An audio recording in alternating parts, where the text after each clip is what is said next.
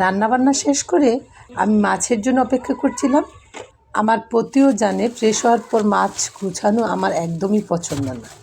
আসেন তাহলে কি মাছ নিয়ে আসলো আজকে দেখি। ছোটো মাছটা কাটাকাটিটা আমি একটু কমই পারি, সেজন্য আমার পতি মাছ কেটে নিয়ে আসার চেষ্টা করে। আর বড় মাছটা ধোয়ার জন্য আমি কাটতে নিষেধ করেছিলাম। আজ তো লবণ আর জালি দিয়ে ধুয়ে নিলে ভালোভাবে মাছটা পরিষ্কার হয়, একদম পরিচ্ছন্ন হয়ে যায়। কাটার পর সেরকমভাবে পরিষ্কার করা যায় না বড় মাছটা। সব খাবারই আমার প্রতি টাটকা টাটকা খেতে পছন্দ করে।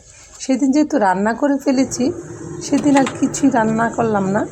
এর পরের দিন মানে আজকে আমি রান্না করে দিচ্ছি। সকাল সকাল উঠেই সব কিছু ধুয়ে রেখে দিয়েছিলাম, নামিয়ে নিয়েছি। আজকে মাছ রান্না করবো না, মানে দুটা টুকরা শুধু দিয়ে দেব, আর মাছের অন্য সব কিছু দিয়ে রান্না করে নিচ্ছি। আমার পতি বলে বোয়াল মাছের কিছুই নাকি ফেলনা না, সব কিছুই নাকি খাওয়া যায়। মাছ দিয়ে যেহেতু ভাত খাবে, ভাতটা বসিয়ে দিয়েছি গরম গরম, রান্না করে দিচ্ছি।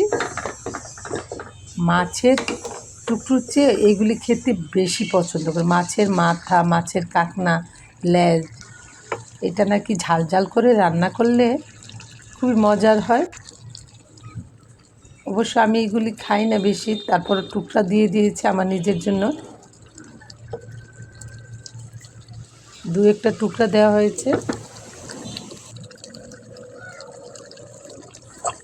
কাঁচামরিচও দেওয়া হয়েছে, ধনেপাতা দেওয়া হয়েছে। এখনই নামিয়ে নিতে হবে, ভালোভাবে বলক উঠলেই নামিয়ে নিতে হবে।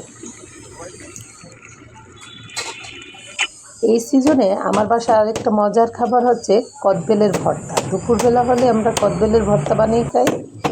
প্রতি বছর আমাদের কিনেই খেতে হতো। এবছর আমাদের গাছ থেকেই আমরা দু একটা করে করে পেয়ে যাই। দারুণ মজার সব কদবেল, একদম পাকা। গাছের নিচে পাওয়ার পর এই কদবেলগুলি সবগুলিই পাকা থাকে, খুবই মজার কদবেল।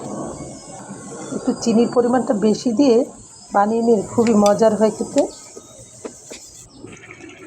দেশি ফলটা সবসময় আমার বাসায় পরিমাণে একটু বেশিই খাওয়া হয়, আনা হয়। আপনারাও খাওয়ার চেষ্টা করবেন। এদিকে ভর্তা বানাতে বানাতে তরকারিও নামিয়ে নেওয়ার সময় হয়ে গেল, আর করলা ভাজিও একটু করে নিলাম। সবাই ভালো থাকবেন। আল্লাহ হাফেজ।